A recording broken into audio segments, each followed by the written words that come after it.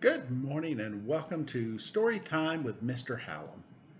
This is our chance to get together this week. Now, very excited because this is the last week of school. I don't think it'll be the last week I do this. I'll do summertime, but I may not do one a day. Try to do one Monday, Wednesday, Friday, because it's summer. I got to get out too. Got to see the world.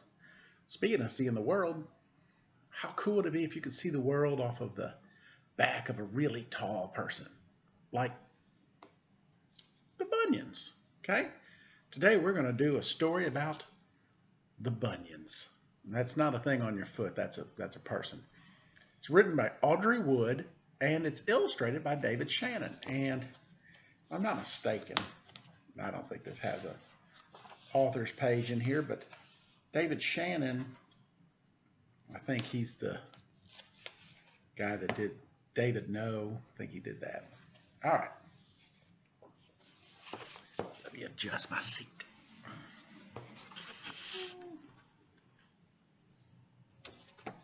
All right. Storyteller's note. Now I suppose that you have heard about the mighty logger Paul Bunyan and his great blue ox named Babe.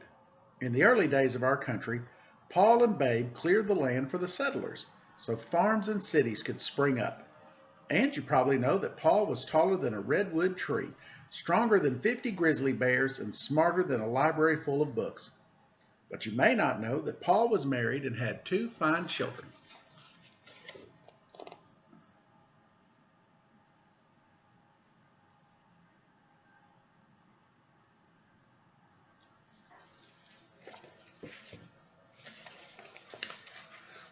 One day, when Paul Bunyan was out clearing a road through the forest of Kentucky, a great pounding began to shake the earth.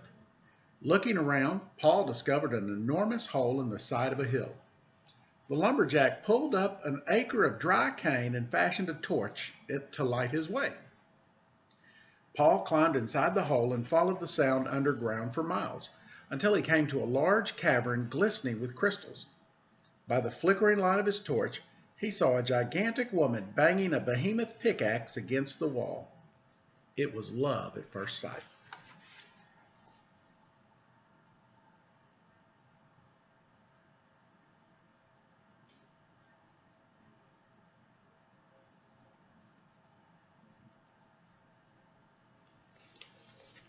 Love,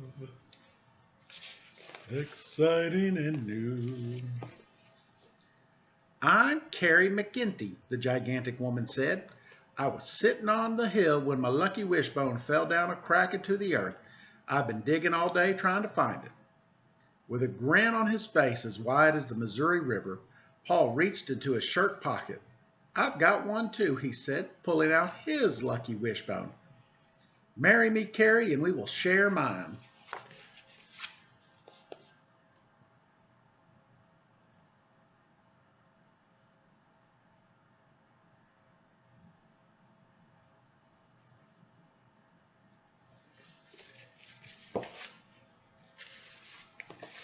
Carrie agreed, and their wedding invitations were mailed out right away. The invitations were so large, one only needed to be sent to each state. Everyone could read them for miles. The invitation said, "You are cordially invited to the mammoth wedding of Paul Bunyan and Carrie McGinty." The couple were married in the enormous crystal chamber that Carrie had carved, and after the ceremony, folks began to call it Mammoth Cave. The giantess had dug more than 200 miles, making it the longest cave in the world, so the name fit perfectly.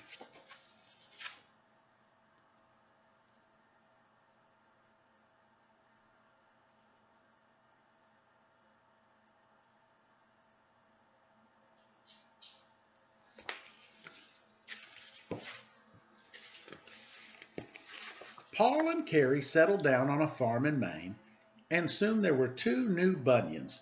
While Pa Bunyan traveled with his logging crew, Ma Bunyan worked a farm and cared for their jumbo boy named Little Jean and their gigantic girl named Teeny.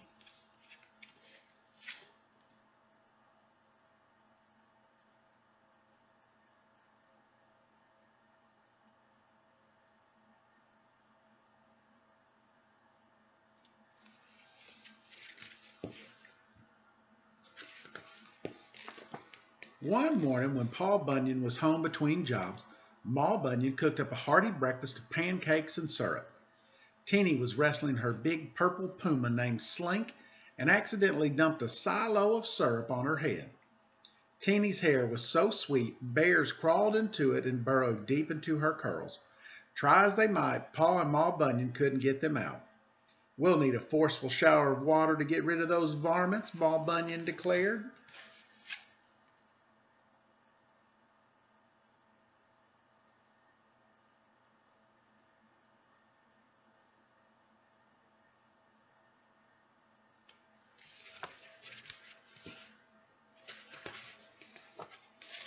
So Paul Bunyan had an idea. He placed his daughter on Babe and he led them to Niagara River in Canada.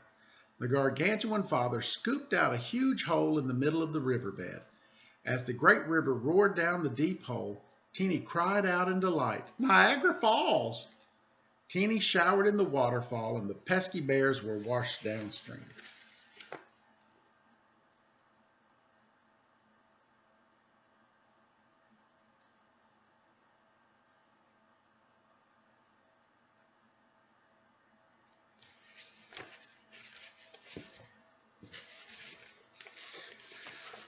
When little Gene was 5, he wanted to work too, so he followed his pa out to a logging camp in Montana.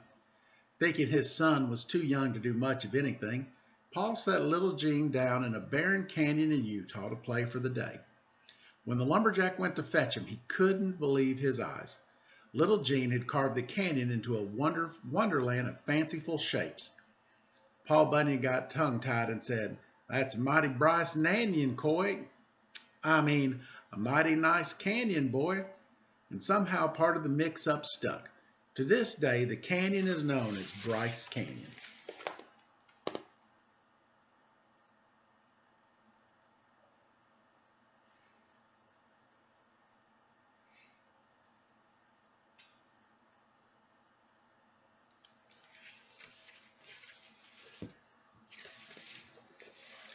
After all that sculpting, little Jean's shoes were full of sand. Pa knew Ma Bunyan wouldn't want her clean floors dirtied up, so he told little Jean to sit down and empty out his shoes. From the sand from little Jean's shoes blew away on the eastern wind and settled down a state away. It covered a valley 10 miles long, making sand dunes 800 feet high. Everyone knows that's how the great sand dunes of Colorado came to be.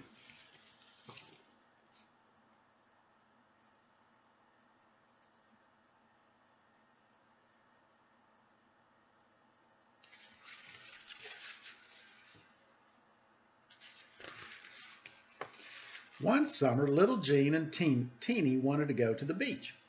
Ma Bunyan told them to follow a river to the ocean, but all of the rivers flowed west back then, so they missed the Atlantic Ocean and ended up on the other side of the country instead. Ma Bunyan tracked them out of the Pacific Ocean, where she found Teeny riding on the backs of 2 blue whales and little Jean carving out 50 zigzag miles of the coast of California, excuse me.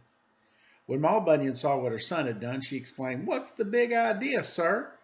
And from that time on, the scenic area was known as Big Sur.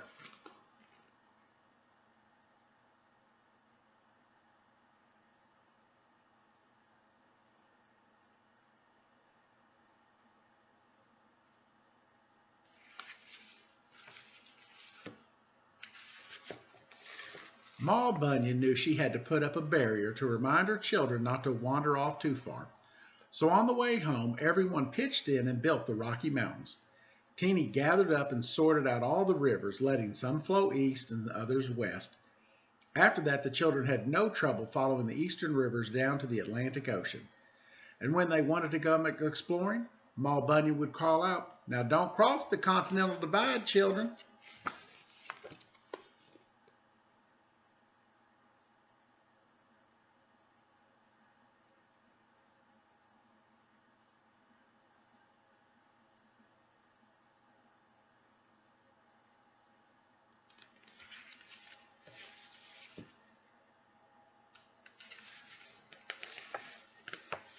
The best thing about camping is sleeping outdoors, and the worst thing is not having enough hot water. That's why the Bunions always camped in Wyoming. By the time their camping years were over, Ma Bunyan had poked more than 300 holes in the ground with her pickaxe and released tons of hot water from geysers. But Ma got tired of poking so many holes, so she made a geyser that blew every hour on the hour. After that, there was a steady supply of hot water to keep the giants' clothes and their dishes sparkling clean. Teeny named the geyser Old Faithful, and to this day, Old Faithful still blows its top every hour in Yellowstone National Park.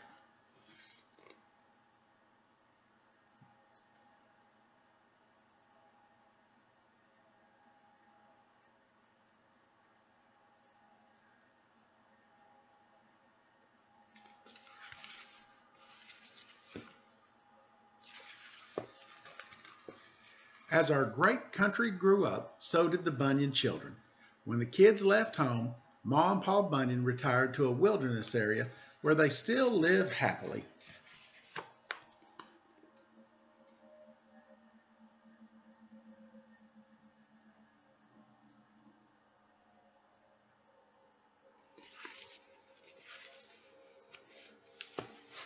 Teeny hitched a ride on a whale over to England and became a famous fashion designer. Her colorful skirts made from air balloons and her breezy blouses cut from ship sails were a sensation at the World's Fair in London. Little Jean traveled to Venice, Italy, where he studied astronomy and art. Every day, the gondoliers would take their passengers down the Grand Canal to watch the giant artist chiseling his marble sculptures.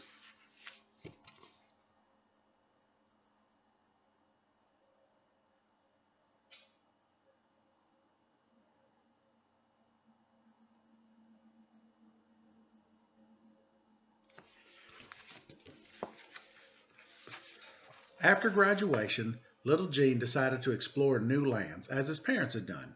So he took two great jumps and one flying leap and bounded up into outer space.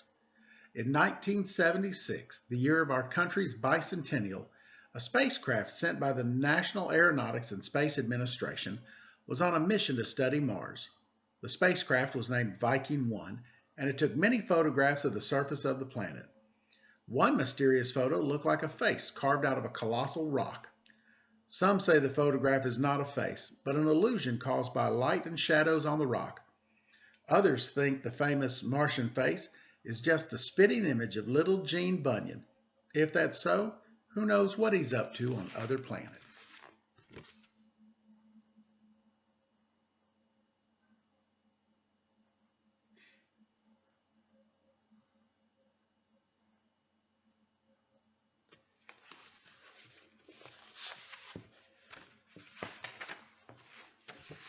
Only time will tell.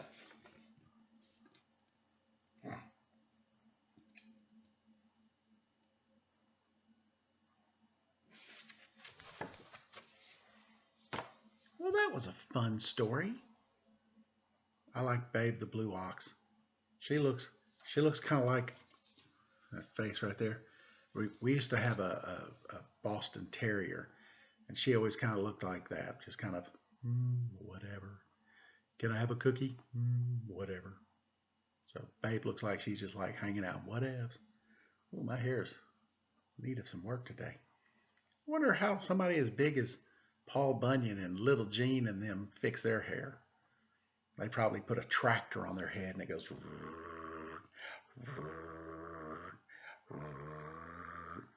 I don't think a tractor would work on my hair. But that's just me. Think about it. How would you do? What would you do if you were big Paul Bunyan? Probably eat I don't know, a whole chicken coop for chicken nuggets. That'd be weird. Oh well, think about it. Let me know. Have a great rest of the day, and we'll see you next time on Storytime with Mr. Hallam.